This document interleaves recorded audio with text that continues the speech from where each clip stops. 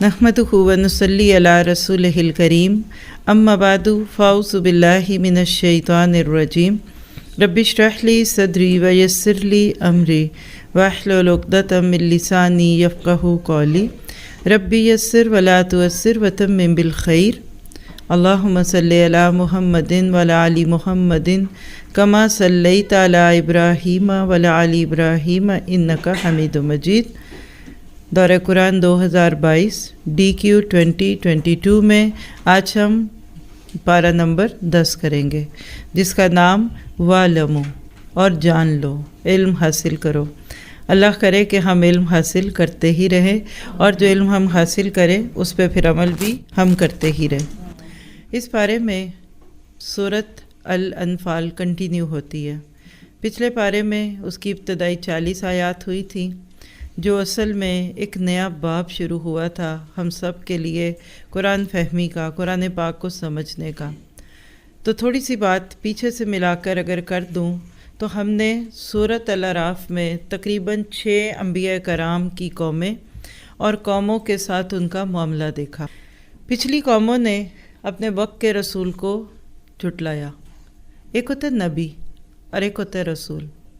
रसूल का मुकाम नबी से ऊंचा होता है। फ़र्क क्या है दोनों में? रसूल को नई शरीयत मिलती है, नई किताब होती है, और नबी पिछले ही किसी रसूल की शरीयत को लोगों तक पहुंचाता है। गोया कि आप यूँ समझिए कि जो आज के मुबल्लिगीन की हैसियत है कि हम नबी सल्लल्लाहु अलैहि वसल्लम के पैगाम को आगे पहुंचाते हैं, ये पहले दौर के अंबिया कराम की होती थी। खैर, अल्लाह ताला की सुन्नत है, ये छोटे छोटे जुमले आप लिखते जाएं, बस फिर आप देखेंगे कि आप कभी भी शर्मिंदा नहीं होंगे और लोगों के जहनों में जो सवाल उठते हैं उनका जवाब। और सबसे बड़ी बात, हमारी नस्लें जो इस वक्त ख़तरे पे हैं, क्योंकि हमने उनको दीन का इल्म तो दिया नहीं है और दूसरों ने उनके दिलों में ये शकूक और शुबहात डालने शुरू कर दिए कि तुम मुसलमान तो बड़े बरबैरिक हो, बड़े वहशियाना हो। कहते ये हैं कि अल्लाह के नबी ने तलवार से जंग की। तो फ़र्क समझ लें, पिछले अंबिया कराम की कहानियों में एक बात कदरे कॉमन थी कि हर नबी ने अल्लाह की तरफ बुलाया, सोबुदू रब्बकुम। वो उसके बाद दूसरी भी चीज़ कॉमन थी कि जो बड़े थे, जिनके कुछ मुफादात थे, जिन्होंने शरीयत के मुकाबले में शहवत की शरीयत बनाई होती है, उनके मुफादात पे चोट पड़ती थी। उनको लगता था कि अगर इस वक्त के नबी की बात मान लेंगे तो हमारा तो कारोबार ठप हो जाएगा, हमारी तो दुकानदारी बंद होगी, ये वो। तो लिहाजा उन्होंने हमेशा ही अंबिया कराम की दावत को झुटलाया। जब एक ख़ास हद तक मोहलत अमल या मोहलत या हुज्जत पूरी हुई तो उसके बाद अल्लाह ताला ने क्या किया कि अंबिया कराम और उनके साथ मुट्ठी भर लोग जो साथ देते हैं, जो आपकी दावत से मुत्तफ़िक होते हैं, उनको कहा कि आप हिजरत कर जाइए। हर नबी ने हिजरत की, ये जुमला लिख लें। जब हिजरत कर ली तो उसके नतीजे में क्या हुआ कि पीछे वही रह गए जिसको भूसी कहते हैं। तो कौम नूह पे तूफ़ान पानी का भेजा गया, ज़मीन और आसमान से पानी निकला और वो कौम डबो दी गई। इसी तरह हर नबी की कौम पर कोई मुख्तलिफ़ किस्म की आसमानी आफत आई। यही मामला होते होते होते बनी इसराइल के थ्रू हमने हज़रत मूसा की जो कौम का किस्सा पढ़ा कि फ़िरौन डूब गया। अब वक्त आया नबी सल्लम का। मक्का में आपको अल्लाह ने भेजा, 40 साल तक अब उनके बीच में रहे। लोगों ने आपको प्यार भी दिया, इज़्ज़त भी दी, मोहब्बत भी दी, सादिक और अमीन का लक़ब भी दिया। लेकिन जब आपने क़ूलू ला इलाहा इल्लल्लाह तुफ़्लिहून की दावत दी, इस पे बिदक गए, क्योंकि उनके अंदर भी बड़ाई का एहसास था। वो भी अपने बाप दादा के उस मुर्दा दीन को लेकर उसका स्टैचू या उसकी डेड बॉडी लेके फिर रहे थे। और आबा परस्ती का दीन जब आम हो जाता है ना, तो उसको दफनाना बहुत मुश्किल होता है। लोग अपने बुज़ुर्गों को तो दफना लेते हैं 1-2 दिन के अंदर, लेकिन उनके छोड़े हुए दीन को सदियों तक सीने से लगाए रखते हैं। यही हुआ। अल्लाह ताला ने 13 साल नबी को मौका दिया और नबी ने उसका हक़ भी अदा किया। और सिर्फ़ मक्का नहीं, ताइफ और मक्का के इर्द गिर्द पैगाम पहुंचाया। कहीं पैदल गए तो कहीं चल के गए, तो कह लीजिए कहीं घोड़ों पे गए होंगे, लेकिन पूरा 13 साल दौर तबलीगी दौर था। इस दौरान सहाबा कराम में से वो लोग जिन पे आज हम बात करने लगे हैं, اگر میں بھی آپ کو آج کے پارے کا تھیم بتا دوں تو آپ اچھل جائیں گے، لیکن ابھی اس کو روکتی ہوں، بات پوری کرتے ہیں۔ جب مکہ والوں پہ حجت تمام ہو گئی، جن کو ایمان لانا تھا وہ لا چکے، اور اب ان کی ٹریننگ پوری ہو چکی ہے، اور اب وہ منتظر ہیں کہ ان کو کوئی پروجیکٹ ملے، کوئی عملی کام ملے۔ مثال دیتی ہوں کہ آپ یہاں قرآن سیکھتے ہیں نا، پہلے آپ سبیل الجنہ کرتے ہیں، تو اس میں آپ کو سکھایا جا رہا ہوتا ہے پہلے اللہ، رسول اور آخرت، یہ 3 ٹاپک آپ کے دل میں سبیل الجنہ کے کورس میں ڈالے جاتے ہیں۔ آپ کی توحید پختہ ہو جائے، آپ کو اللہ سے پیار ہو جائے، والذین آمنوا اشد حبا للہ کی صورت میں، اور آپ کے دل میں نبی صلی اللہ علیہ وسلم کا مقام واضح ہو جائے، اور آپ کو اپنے مرنے کے بعد کی فکر لگ جائے۔ یہ صرف 3 چیزیں جو ہیں یہ عموماً قرآن کو پہلی دفعہ کے پڑھانے میں کی جاتی ہیں، ساتھ کچھ بنیادی چیزیں آپ سیکھ لیتے ہیں۔ پھر اس کے بعد آپ کو نور اللہ نور آفر کیا جاتا ہے، اور جب آپ نور اللہ نور میں بھیجے جاتے ہیں تو اس میں اصل میں آپ کی کمپیٹنسی چاہیے ہوتی ہے تاکہ آپ مزید نکھریں، اور آپ اب اپنے پڑھے کو دہرائیں، جو تجوید سیکھی تھی اس کو دہرائیں، جو گرامر سیکھی اس کو دہرائیں، ترجمہ پکا کریں، تفسیر کریں، یعنی کہہ لیجئے کہ آپ کے اندر حسن آتا ہے۔ لیکن جب نور اللہ نور ہو جاتا ہے تو اس کے بعد پھر آپ فطری طور پہ چاہتے ہیں کہ اب آپ کو کوئی کام دیا جائے، اب آپ کچھ کریں، کوئی پروجیکٹ کریں۔ مثال دیتی ہوں آپ کے اس پیرس شہر کو۔ پیرس شہر میں آپ پچھلے 5 سال سے ماشاءاللہ قرآن سیکھ رہے ہیں، آپ کا 2nd بیچ چل رہا ہے، اس طرح نور اللہ نور چل رہا ہے۔ اب ابھی تک آپ پڑھ رہے ہیں، آپ کو لگتا ہوگا کسی سٹیج پہ کہ ہم کام کیا کریں، تو الحمدللہ آپ میں سے جتنے لوگ پچھلے سال کے پڑھے ہوئے تھے وہ اگلے کورس کے ہیلپر بن گئے، اب اگلے سال کے اور ہے۔ یہ سلسلہ چلتا رہتا ہے، اس میں انسان کی توجہ بڑھتی رہتی ہے۔ اب یہ سب کچھ ہونے کے بعد انسان کی پھر ایک اور بھی طبیعت میں خواہش ہوتی ہے، اور وہ کیا ہے کہ ہم کوئی بڑا کام کریں۔ یہ بہت بڑا کام ہے، جو لوگوں کے دلوں کو اللہ سے جوڑنا اور قرآن سے محبت دینا اور ان کو صحیح پڑھنا سکھانا۔ لیکن ہر بچہ جیسے چھوٹے چھوٹے کھلونوں سے کھیل لیتا ہے نا، پھر اس کو بڑے کھلونے چاہیے، تو پھر اس کو اصلی کھلونے چاہیے ہوتے ہیں۔ مکی دور کو سامنے لاتے ہوئے بتاتی ہوں کہ 13 سال صحابہ کرام ایک دوسرے کو اس برو و صاحب برو و راب تو پہ لگا کر رکھے۔ اللہ کے نبی جیسا استاد موجود تھا جو ڈائریکشن دے کر آپ کی تربیت فرما رہا تھا۔ اس کے بعد کیا ہوا کہ اب ضرورت تھی اس بات کی، نمبر 1 کہ مکہ والوں پہ حجت تمام ہو گئی، دیٹس اٹ، جس کو کہتے ہیں کہ ان تلوں میں تیل نہیں ہے۔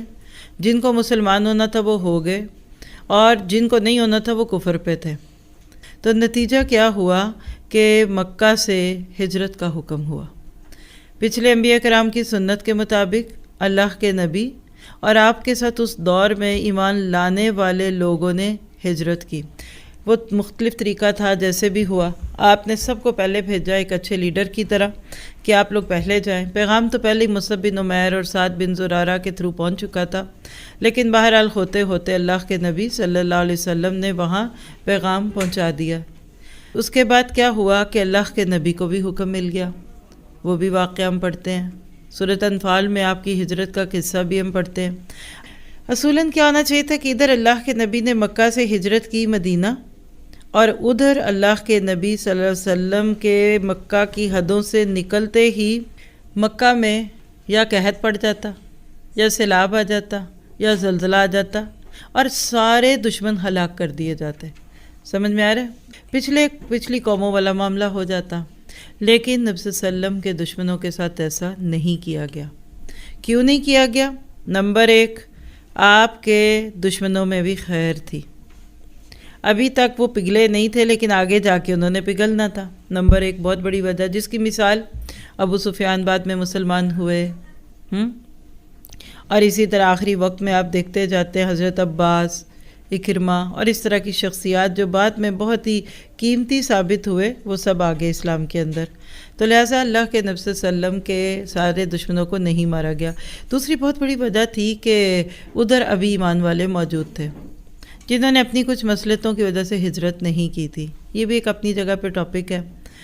اب ہوا کیا کہ جب 1 سال ہی ابھی گزرا مکہ سے آ کر مدینہ ہجرت کر کے، پیچھے جتنے مسلمانوں کے گھر بار اور چیزیں تھیں اس پہ دشمنوں نے قبضہ کر لیا۔ اب 1 سال بھی نہ گزرا کہ بدر کا مارکہ مسلط ہو گیا۔ نہ پلان تھا، نہ تیاری تھی، نہ اللہ کے نبی کی کوئی جہادی تنظیمیں تھیں، نہ اپنے لوگوں کو ٹریننگ دی تھی کہ آؤ تلواریں سیدھی کرو، آؤ اپنے جوان بیٹوں کو نکالو، ایسا کچھ بھی نہیں تھا. Just in planned sudden circumstances کے تحت ایک جھڑپ، ایسی بڑی جھڑپ بن گئی جس کو بدر کہتے ہیں. بات واضح. اللہ تعالیٰ کے نبی پر یہ جو الزام ہے نا کہ آپ کو تلواروں کے ذریعے اسلام پھیلانے کا جو اللہ نے کام دیا تھا، یہ رانگ ہے. اسی پہ تو پروپیگنڈا ہوتا ہے، اور اب اسی پہ ہمارے دلوں میں اور ہماری نسلوں کے دلوں میں شک کیا جاتا ہے. تو اسلام نے کیا کیا کہ وہی سارے دشمن جنہوں نے ایک کسی آسمانی آفت کے ذریعے ختم ہو جانا تھا، ان کو پھر 10 سال میں پہلی قسط، دوسری قسط، تیسری قسط انسٹالمنٹس میں ختم کیا گیا. غزوہ بدر پہلی انسٹالمنٹ تھی، اور تبوک نبی کی زندگی کی آخری انسٹالمنٹ تھی. آپ کے رستے میں آنے والوں نے، آپ کے رستے میں جو روڑے پھیلاتے تھے، جنہوں نے آپ پہ اوجریاں ڈالی، ان کو کچھ نہیں تھا کہا گیا، کیونکہ تب تک بات صرف نبی کی ذات کی تھی. لیکن جب وہ اسلام اور مسلمانوں کے خلاف ہو گئے تو اس کے بعد پھر ایک سے ایک جنگ ہوتی گئی. اصل بات یہ ہے، اسلام نے نہ جنگوں کو شروع کیا، بلکہ یہ آپ کہہ سکتے ہیں کہ جنگوں کو ختم کیا. صحابہ کرام کو اللہ کے نبی نے ایسا خوبصورت طریقے سے ٹرین کر دیا تھا، 13 سال تک بھی ان میں سے کسی نے جا کر خود کبھی ابو جہل کے منہ پہ ایک تھپڑ بھی نہیں مارا ہوگا. تو اسلام مذہب ہے دین کا. اس ساری صورت کو اگر ہم اپنے سبق میں پڑھیں تو جو 40 آیتیں ہم پڑھ چکے ہیں وہ اس میں سے گزر گئیں. اللہ کے نبی صلی اللہ علیہ وسلم نے صحابہ کو، اور اللہ تعالیٰ اب ہمیں سچے مومنوں کا سبق دیتے ہیں. یسألونک عن الانفال سے صورت شروع ہوئی تھی کہ یہ مال غنیمت کے بارے میں پوچھتے ہیں، کیونکہ غزوہ بدر جب ہوئی تو اس میں دشمنوں سے بہت بھاری مال ملا. اب جب مال ملا تو مسلمان اس کا کیا کریں، تو اس پہ یہ سوال اٹھا تھا. لیکن اللہ نے وہ چھوڑ کے 40 آیتوں کا ایمانیات کا ایک کورس کروا دیا کہ ابھی روپے پیسوں کی بات نہ کرو، پہلے اپنے ایمان کو تو پختہ کرو. اور آپ نے دیکھا کہ اس میں سچے مومنوں کی بات آئی. اولئک کون ہے؟ مومنون حقا، سچے مومن. پھر اس میں مومنوں کی صفات تھی، ذات الیت علیہم آیات. تو لکھیے چند باتیں. ایمان بظاہر ایک قول لگتا ہے، لیکن حقیقت کے اعتبار سے وہ ایک انسانی فیصلہ ہے. ایمان صرف لا الہ الا اللہ کی شہادت کے الفاظ کی تکرار نہیں، بلکہ اپنی اصل کے اعتبار سے یہ آپ کے اندر جو ٹوٹ پھوٹ ہوئی ہوتی ہے نا، اس کا لفظی اظہار ہوتا ہے. ایسا بندہ اللہ کی نظروں میں سچا مومن ہے. مومن سنجیدہ ترین انسان ہوتا ہے، اور سنجیدہ انسان جو ہوتا ہے نا، یہ کبھی نہیں ہو سکتا کہ اس کے اندر کی کیفیت کچھ اور ہو اور بولے ہوئے الفاظ کو کچھ اور کہے. تو جس کا اندر اس کے باہر سے مل جائے وہ سچے مومن بن جاتے ہیں. پھر وہ اللہ کے کسی حکم کو سن کر چوں چرا نہیں کرتا.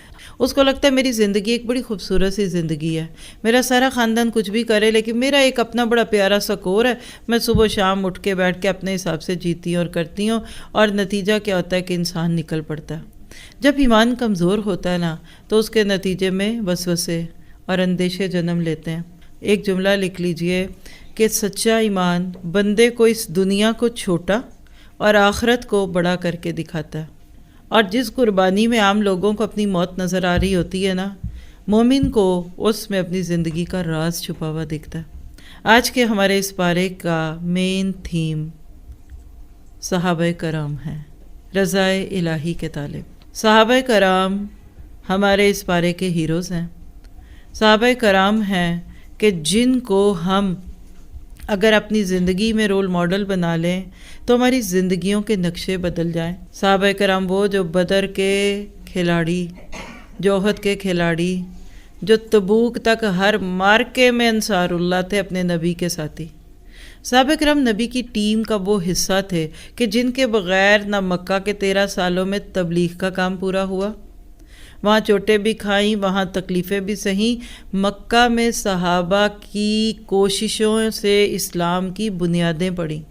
کوٹ کوٹ کر یہ جو بلال کو پتھروں پہ کوٹا جاتا تھا نا، تو وہ اسلام کی بنیادوں میں چلے گئے. بی بی سمیہ کو جو چوٹیں پڑی اور جو یاسر کو چوٹیں پڑی، اور اسی طرح سے خبیب، اور اسی طرح سے جو لمبے چوڑے نام آپ پڑھتے ہیں، یہ سارے اسلام کی بنیادوں میں گئے تھے۔ کسی بھی عمارت کی بنیاد بنانا ہی تو سب سے بڑی بات ہے، اور بنیادوں سے ہی تو فیصلہ ہوتا ہے کہ یہ عمارت کتنی اونچی جانی ہے۔ آج بھی آپ دیکھیں کہ یو اے ای میں آپ کو 100 منزلہ عمارتیں جو دکھتی ہیں تو اس کی بنیادیں پتہ نہیں کتنی گہری کھودتے ہوں گے۔ بالکل اسی طرح سے صحابہ کرام وہ اینٹیں تھے، وہ بریکس تھے، وہ چونا گڑ تھے، وہ فولاد تھے جو بنیادوں میں کوٹ کوٹ کے بھرا جاتا تھا۔ نہ ان کی انا تھی، نہ ان کی میں تھی، نہ ان کو فرنٹ پہ آنے کا شوق تھا، نہ ان کو اپنے نام تختیوں کے نیچے لکھانے کا شوق تھا، نہ ان کو مینشن ہونے کا شوق تھا، نہ وہ کوئی سلوگن تھے۔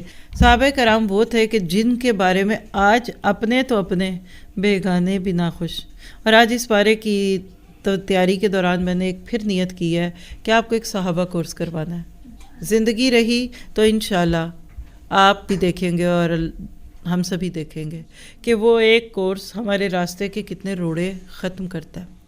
مکہ کے دور میں جو تعلیم اور تربیت ہو رہی تھی، مدینہ میں آ کر مارکا ہوا۔ اب آپ سب کو بھی کسی مارکے کو برپا کرنے کی ضرورت ہے۔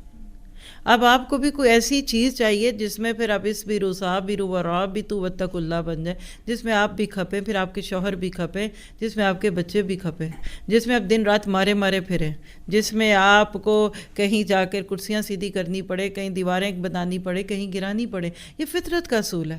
اگر اللہ کے نبی مکہ سے ہجرت کر کے مدینہ نہ جاتے تو اسلام کی تاریخ بننے سے پہلے ختم ہوتی۔ ایک ایک کر کے ان سب ہیرو نے ختم ہو جانا تھا، تو پھر کفر اور اس کی باتیں۔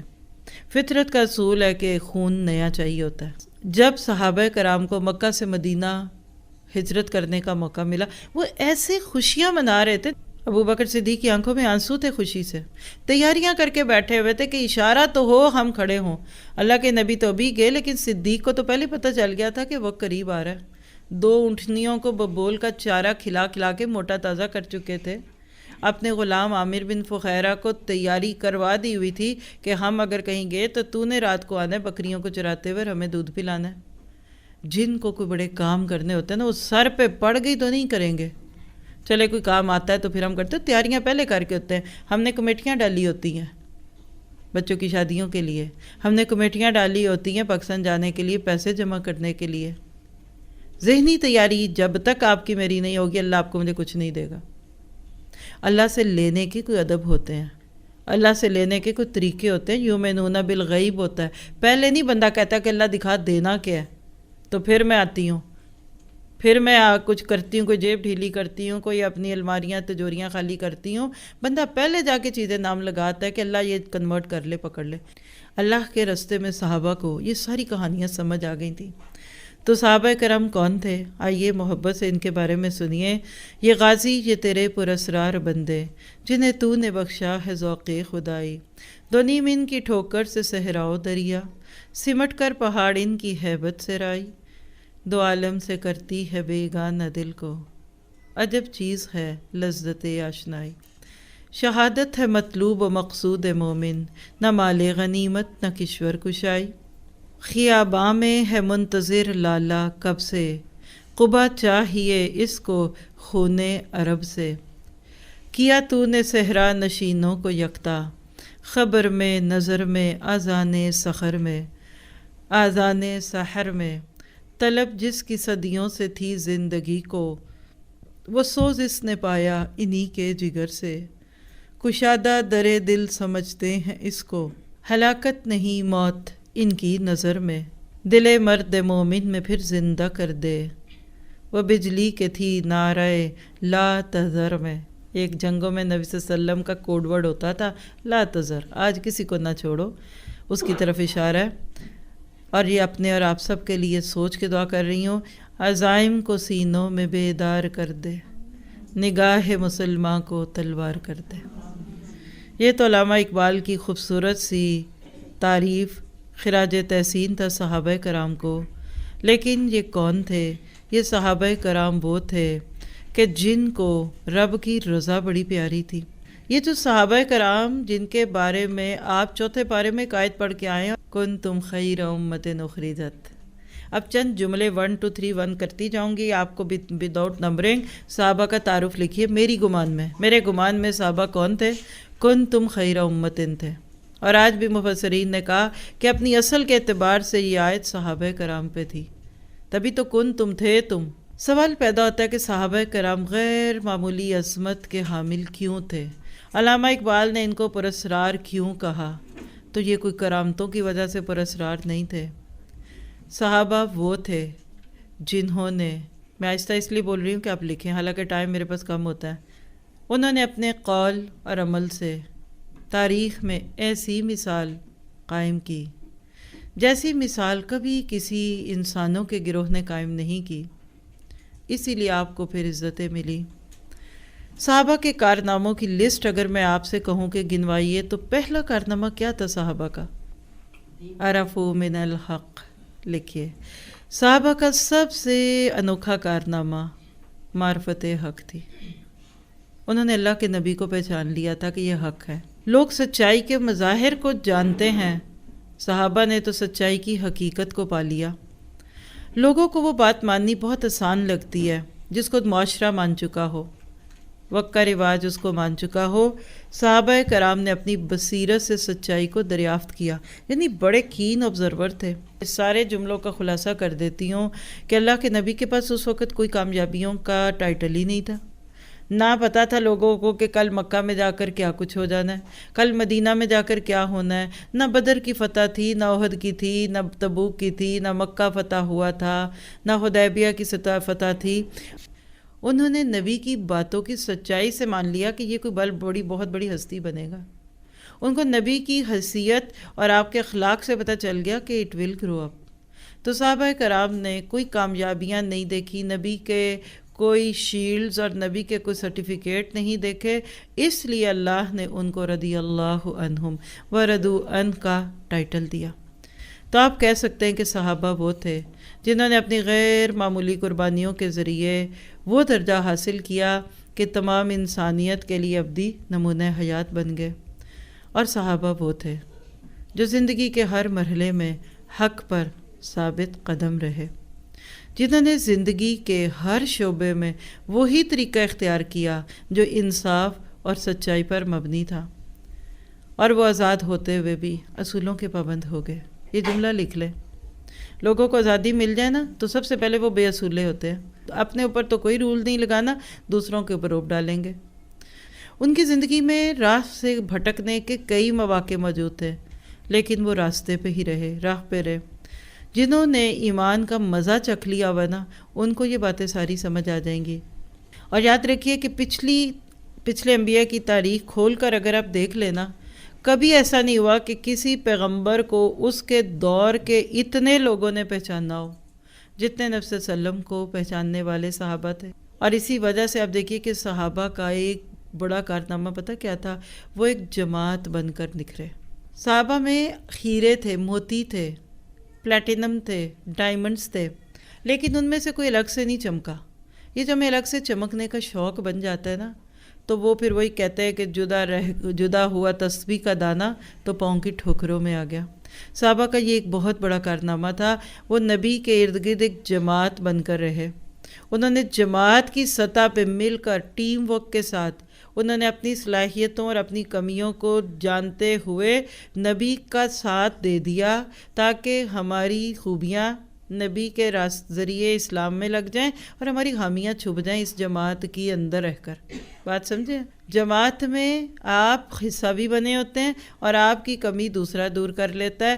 نتیجہ کیا ہوا کہ انہوں نے نبی کے مشن کو اپنا مشن بنا کر اپنی زندگیاں وقف کر دی نبی کے نام کے ساتھ، کہ اس حال میں دنیا سے گئے کہ رضی اللہ عنہم ورضوا عنہ ذالک لمن خشی ربہ. اللہ ان سے راضی تھا اور وہ اللہ سے راضی تھے. یہاں تو 2 گھنٹے کیا 3 بھی کم ہو جائیں گے صرف صحابہ کی باتیں کرتے کراتے. انشاءاللہ ہم آگے سے جو حصہ قرآن کا چلے گا کچھ مزید باتیں بھی دیکھیں گے صحابہ کرام سے متعلق. لیکن یہاں یہ بات سمجھ لیجئے کہ صحابہ کرام کا جہاں نام آتا ہے وہاں کیا ہوتا ہے؟ رضی اللہ عنہ ورضوا عنہ. تو صحابہ کون تھے؟ رضائے الہی کے خوگر تھے. تو آج کا ہمارے اس پارے کا دعا کی طاقت کا مین تھیم بھی یہی ہے۔ وَرِضْوَانٌ مِّنَ اللَّهِ اکبر۔ سورۃ توبہ میں ہم پڑھیں گے کہ اللہ کی طرف سے خوشنودی تو ان سب سے بڑھ کر ہے۔ آج کی دعا پہ چلتے ہیں، اللہ کی رضا اور خوشنودی کو حاصل کرنے کی دعا۔ پہلے بتائیے کبھی آج تک سوچا کہ اللہ تو نے صحابہ کو تو رضی اللہ عنہم کا لقب دے دیا، مجھے بھی دے دے؟ ہے تو ہم پہلے دعا سیکھتے ہیں، اعوذ برضاک من سخطک وبمعافاتک من عقوبتک لا احصی ثناء علیک انت کما اثنیت علی نفسک۔ ترمذی کی روایت ہے 3493، اور بھی ریفرنسز ہیں اس کے۔ اے اللہ، میں تیری رضا اور خوشنودی کے ذریعے تیری ناراضگی سے پناہ مانگتی ہوں، اور تیرے عفو درگزر کے سہارے تیری سزا اور عذاب سے پناہ مانگتی ہوں۔ میں تیری ثنا، تیری تعریف کی گنتی اور اس کا احصاء یعنی گننا اور اس کا احاطہ نہیں کر سکتی۔ تو ویسا ہی ہے جیسا کہ تو نے خود آپ اپنی ذات کی تعریف کی ہے۔ یہ ہے وہ خوبصورت دعا جس کو مانگیں گے، یاد کریں گے تو اللہ نے چاہا تو ہمارے بھی دل اللہ کی رضا کو پانے میں لگ جائیں گے۔ آج اس ناطے سے ہم دعاؤں میں جو چیزیں دیکھیں گے اس میں صحابہ کرام کی دعائیں ہوں گی۔ نبی کی دعائیں تو مانگتے ہی ہیں نا۔ آج آپ کو خاص طور پہ ایک واقعہ سناؤں گی، ہیں بہت سارے، زندگی رہی، موقع رہا، جہاں جہاں بھی آپ کے نصیب میں ہوا تو سنا دوں گی۔ اور آج ایک صحابی جن کا واقعہ صحیح بخاری میں 4086 میں ملتا ہے، نام ہے ان کا عاصم بن ثابت۔ ان کی دعا سناتی ہوں، حدیث ہی پڑھ کے سناؤں گی تاکہ آپ کو پتہ تو چلے کہ جب بندہ اللہ کے راستے میں سچا ہو جاتا ہے تو پھر اللہ اس کی قدردانیاں کیسے فرماتا ہے۔ تو صحابہ کرام کچھ کر کے دکھاتے تھے، پھر ان کی دعائیں قبول ہوتی تھی۔ اس میں بہت سارے واقعات ہیں، لیکن میں نے آپ کے لیے بخاری اور مسلم کا واقعہ چوز کیا۔ ابو ہریرہ کہتے ہیں کہ اللہ کے نبی نے ایک دفعہ عاصم بن ثابت کی کمان میں ایک جنگی مہم جاسوسی کے لیے روانہ فرمائی۔ یہ لوگ آگے بڑھتے رہے، اسفان اور مکہ کے درمیان پہنچے تو قبیلہ حذیل کی ذیلی شاخ یعنی ان کا سب گروپ جس کا نام بنو لحیان تھا، ان کے لوگوں بنو لحیان کو پتہ چل گیا کہ آپ لوگ آ رہے ہیں۔ ان کے 100 تیر انداز مسلمانوں کے تعاقب میں نکلے۔ راستے میں ایک جگہ پڑاؤ کیا تو کیا دیکھتے ہیں کہ کھجور کی گٹھلیاں پڑی ہیں۔ مسلمان مدینہ سے یہ کھجوریں زادے راہ کے طور پر لائے تھے۔ کیا ہوا کہ گٹھلیوں سے ان کو پتہ چلا کہ جو دشمن آیا ہے وہ مدینہ سے آیا ہے۔ خیر اب کے تو وہ زیادہ گرم جوشی سے مسلمانوں کے تعاقب میں ہو لیے۔ آخر بنو لحیان کے تیر اندازوں نے مسلمانوں کو جا لیا۔ عاصم بن ثابت رضی اللہ عنہ اور ان کے ساتھیوں نے بہت سے تیر اندازوں کو آتے دیکھا تو ایک بلند اور وسیع اور اس ٹیلے پر چڑھ بیٹھے۔ بنو لحیان کے لوگ آئے اور ٹیلے کو چاروں طرف سے گھیر لیا۔ سینیریو سمجھ آ رہا ہے؟ یعنی مسلمان گھیرے میں آ گئے۔ they were surrounded by enemies۔ خیر انہوں نے مسلمانوں کو آواز دی، دیکھو اگر تم لوگ نیچے اتر آؤ تو ہم تمہیں امان دیتے ہیں۔ عاصم کہنے لگے رضی اللہ عنہ، بولیے، یہ آج اپنے لفظ رضی اللہ عنہ بولتے وقت پورے پارے میں سوچنا ہے کہ یہ رضائیں ملتی کیسے؟ باتوں سے کوئی نہیں خوش ہوتا، نہ اللہ نہ اس کا رسول اور نہ اللہ کے بندے۔ تو جب انہوں نے کہا کہ آجو، دیکھیں نا جان کے لالے پڑے میں، تو کوئی اور کمزور ایمان والا ہوتا تو کہتے بالکل۔ کہنے لگے میں کافر کی امان میں آ جاؤں؟ میں تو کافر کی امان میں نہیں آؤں گا۔ اور پھر انہوں نے ایک ایسی ہستی کی امان مانگی جس کو اللہ کہتے ہیں۔ ایک دعا مانگی، ہاتھ اٹھائے اور اپنے مولا سے کہنے لگے، اللہم اخبر انا نبیک۔ کہاں کھڑے ہیں؟ مدینہ سے کتنی دور؟ اور کہہ رہے ہیں اللہ ہمارے نبی کو ہماری خبر دے دے۔ نہ فون، نہ پیجر، نہ واٹس ایپ، نہ دوسرا سوشل میڈیا، بس کھڑے کھڑے کہتے ہیں کہ اللہ اپنے نبی کو خبر دے دے کہ ہمارے ساتھ یہ ہو رہا ہے۔ محسوس تو کیجئے، ہم سارے سہاروں کو جب آزما چکے ہوتے ہیں نا، کھپ کپا کے اور بےزتیاں کرا چکے ہوتے ہیں نا دوسروں سے، تو پھر کہتے ہیں اللہ اب تجھ سے پکارتے۔ اور پھر کیا ہوا؟ اللہ کو اپنے نبی کے صحابہ کی دعاؤں کی کتنی قدر تھی۔ اللہ تعالیٰ نے جبرائیل امین کے ذریعے اپنے نبی کو اطلاع دے دی۔ کیا مشکل تھا؟ ابھی تو چینل چل رہا تھا، ابھی تو وہ لائیو براڈکاسٹ چل رہی تھی، یہ تو آج نہیں ہو سکتا نا۔ کل تو نبی موجود تھے، وحی کا سلسلہ چل رہا تھا۔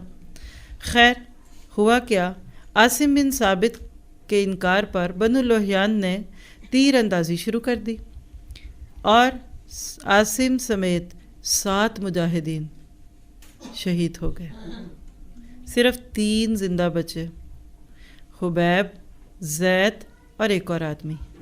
کفار نے انہیں بھی امان دی کہ آؤ تم ہماری امان میں آ جاؤ، یہ ان کے جھانسے میں آ گئے کیونکہ 7 ساتھیوں کو شہید ہوتا دیکھ چکے تھے۔ انہوں نے کچھ باتوں میں ایسا اتارا کہ انہوں نے دشمن پہ اعتبار کیا، ٹیلے سے نیچے اترے اور 2-3 کمانیں جو تھی ان کو اتار دیں اور انہوں نے ان کو تینوں کو قید کر لیا۔ اب امان کا مطلب یہ ہوتا ہے کہ ہم تمہیں کچھ نہیں کہیں گے، لیکن انہوں نے دھوکے سے ان کو بلایا اور قید کر لیا۔ تیسرے مجاہد نے کہا لیجیے بدعہدی کا آغاز ہو گیا۔ اس نے ان کے ساتھ جانے سے انکار کر دیا۔ کافروں نے انہیں گھسیٹا، کھینچا تانی ہوئی، لیکن وہ ٹس سے مس نہ ہوئے۔ آخر انہوں نے اسے بھی شہید کر دیا اور حبیب اور زید کو لے کر چل دیے۔ مکہ پہنچ کر انہوں نے حبیب اور زید کو فروخت کر دیا، بیچ دیا۔ حبیب کو تو حارث بن عامر بن نوفل کے بیٹوں نے خرید لیا۔ دراصل بدر کے روز حبیب نے، یا آپ حبیب بھی کہہ لیں لیکن دونوں طرح سے پروننسیشن آتا ہے، ان کے باپ حارث بن عامر بن نوفل کو موت کے گھاٹ اتارا تھا، یعنی انہوں نے بدلہ لینے کے لیے ان کو خرید لیا کہ اب ہم ان سے بدلہ لیں گے۔ حبیب چند روز ان کی قید میں رہے۔ جس روز انہوں نے ان کو قتل کرنے کا ارادہ کیا، حبیب نے زیر ناف بالوں کی صفائی کی، حارث کی بیٹی سے استرا مانگا۔ وہ خود بتاتی کہ میں نے حبیب کو استرا دے دیا اور خود کسی کام میں مشغول ہو گئی۔ اتنے میں میرا شیر خوار بچہ رینگتا ہوا اس کے پاس چلا گیا۔ حبیب نے بچے کو اٹھایا اور گود میں بٹھا لیا۔ میری تو جان ہی نکل گئی۔ وہ سمجھی کہ اس طرح سے اب یہ میرے بچے کو مار دیں گے کیونکہ قید میں تھے، دشمن کے ساتھ تو کچھ بھی کیا جا سکتا ہے۔ میں بچے کو چھڑانے کے لیے دوڑی۔ حبیب نے کہا تم سمجھتی ہو میں بچے کو مار ڈالوں گا؟ انشاءاللہ میں ایسا نہیں کروں گا۔ یہ اخلاق تھا ہمارے صحابہ، نبی کے صحابہ جو تھے نا وہ بڑے با اخلاق تھے، ایسے ہی موقع دیکھ کر نہیں تھے جا کے چھرا گھونپتے۔ حارث کی وہ بیٹی کہتی ہے کہ حبیب سے اچھا قیدی میں نے کبھی نہیں دیکھا۔ میں نے کئی بار مشاہدہ کیا کہ اس کے سامنے انگور کے گچھے رکھے ہوئے اور وہ انگور توڑ توڑ کر مزے سے کھا رہا ہے، جبکہ ان دنوں مکہ میں یہ پھل نہیں ملتا تھا۔ پھر اس کے پیروں میں تو بیڑیاں پڑی تھیں، یعنی کہاں سے لائے گا؟ دراصل یہ تو اللہ کا عطا کردہ رزق تھا۔ یعنی آپ کرامتوں کی اور معجزوں کے لیے بزرگوں کے پاس کیوں جاتے ہیں؟ ہمارے صحابہ کے بھی بہت سے معجزے ہیں، لیکن سند کی صحت کے ساتھ۔ اگر بخاری اور مسلم میں یہ باتیں نہ ہوتی تو میں بھی نہ کبھی آپ کو سناتی، ہو سکتا تھا ویسے بھی ٹھیک ہوتی، لیکن احتیاط برتنی چاہیے۔ بعض دفعہ ایسے باتیں بیان کرتے وقت لوگ بہت ہی ضعیف روایات کا سہارا لیتے ہیں۔ اب کیا ہوا؟ آخر ایک روز حارث بن عامر بن نوفل کے بیٹے حبیب کو قتل کرنے کے لیے اسے حدود حرم سے باہر لے گئے۔ نوٹ کیا آپ نے؟ مشرکین بھی حرم کی حد میں نہیں تھے کسی کو قتل کرتے، جس کو کرنا ہوتا اس کو باہر لے جاتے۔ حبیب نے کہا مجھے 2 رکعت نماز ادا کر لینے دو۔ نماز سے فارغ ہو کر کہنے لگے اگر تم یہ نہ کہتے کہ مجھ پر موت کا خوف طاری ہے تو میں اپنی نماز کو طویل کر دیتا، یعنی 2 نفل پڑھ لیے لیکن چھوٹے سے۔ کہا کہ دل تو یہ چاہ رہا تھا کہ لمبے پڑھتا، لیکن اس لیے نہیں پڑھے کہ تم یہ نہ سوچو کہ میں اپنی جان چھڑا رہا ہوں یا جان بچا رہا ہوں یا زندگی کو لمبا کر رہا ہوں۔ حبیب رضی اللہ عنہ ہی وہ پہلے شخص ہیں جنہوں نے قتل ہونے سے پہلے 2 رکعت نماز پڑھنے کی سنت جاری کی، اور بعد میں آپ کو دکھے گا بہت سارے صحابہ جب بھی ان کو کبھی دشمنوں نے گھیرا تو وہ کہتے تھے ہمیں 2 رکعت نفل پڑھنے دو۔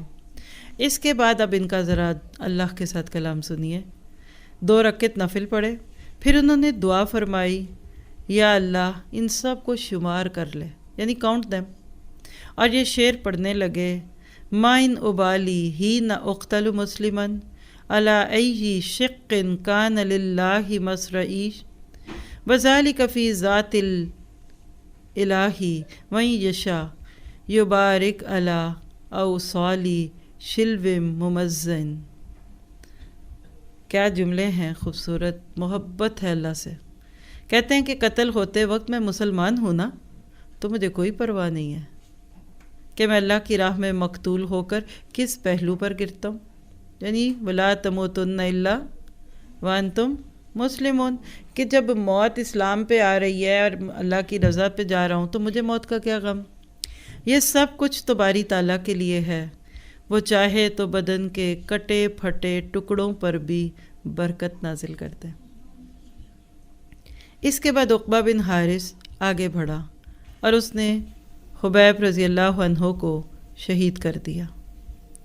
قریش نے عاصم بن ثابت کا سر لانے کے لیے چند آدمی روانہ کیے. انا کا مسئلہ تھا نا کہ لاؤ ذرا دیکھے کدھر ہے، تاکہ اس کی تشخیر کی جائے، یعنی اس کو لے کے پھرے اور سارے شہر میں دکھائیں کہ جنہوں نے ہمارے ساتھ ایسا معاملہ کیا ہم ان کے ساتھ یہ کریں گے.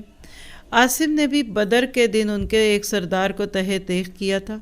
اللہ تعالیٰ نے عاصم کے جسد خاکی پر چھاتے کی طرح شہد کی مکھیوں کا جھنڈ بیچ دیا اور کفار قریش ان کے جسم کے قریب بھی نہ جا سکے. یعنی کفار مکہ کی عادت تھی کہ وہ مسلح کرتے تھے، ڈیڈ باڈی کی توہین کرتے تھے، لیکن انہوں نے چونکہ اللہ سے دعا مانگی تھی نا تو اللہ تعالیٰ نے ان کی دعا قبول فرمائی. آپ مجھے بتائیے کہ یہ سارا کچھ کوئی یوزل معاملہ یا انیوزل باتیں؟ تو یہ صحابہ کرام کی اللہ کی نگاہوں میں جو قدر تھی اور اللہ تعالیٰ جو ان کی باتوں کو مانتے تھے نا، اس کے لیے انسان کو قربانیاں دینی پڑتی ہیں، ہجرتیں کرنی پڑتی ہیں، اور سب سے بڑی بات حق کو پہچاننا ہوتا ہے. پھر آپ دیکھیے کہ جب آپ اللہ کے نبی کے صحابہ کی زندگیوں کو کھول کے پڑھتے ہیں نا تو آپ کو ایک بات تو یقین سے سمجھ آ جاتی ہے کہ یہ سارے ایک ہی مدرسے سے فارغ شدہ تھے. جس کو آپ کہتے ہیں نا کہ شکلیں فرق، رنگ ڈھنگ فرق، لیکن اس کے علاوہ فرق، اندر دل ایک تھا. اور اس طرح کی بہت پیاری دعائیں ہیں. لیکن یہاں اب ہم چلیں گے اپنے اس پارے کے ساتھ دیکھتے ہوئے، اور ہر آیت 10ویں پارے کی صحابہ کرام کو خراج تحسین پیش کرتی ہوئی دکھتی ہے. آئیے دعا کرتے ہیں کہ اللہ ہمیں بھی اس راستے میں کھپا دے، اللہ ہمیں بھی بہترین ساتھی عطا فرمائے. اور آج بھی یہی کہوں گی، آپ انصار اللہ بننے کے لیے اگر رول ماڈل کسی کو بنانا چاہتے ہیں تو صحابہ کرام کو بنا لیں. اور آپ سب کو دعا دوں گی کہ اللہ آپ کو انصار اللہ بنا کر اس غلبہ اسلام میں کھپا دیں. اور یہ تب تک ہوگا جب تک آپ جڑے رہیں گے مقصد کے ساتھ، مشن کے ساتھ، اور قرآن سنت کو سیکھنے کے ساتھ. ابھی ہمارا علم پورا نہیں ہے. اللہ تعالی ہمیں پختگی عطا فرمائے.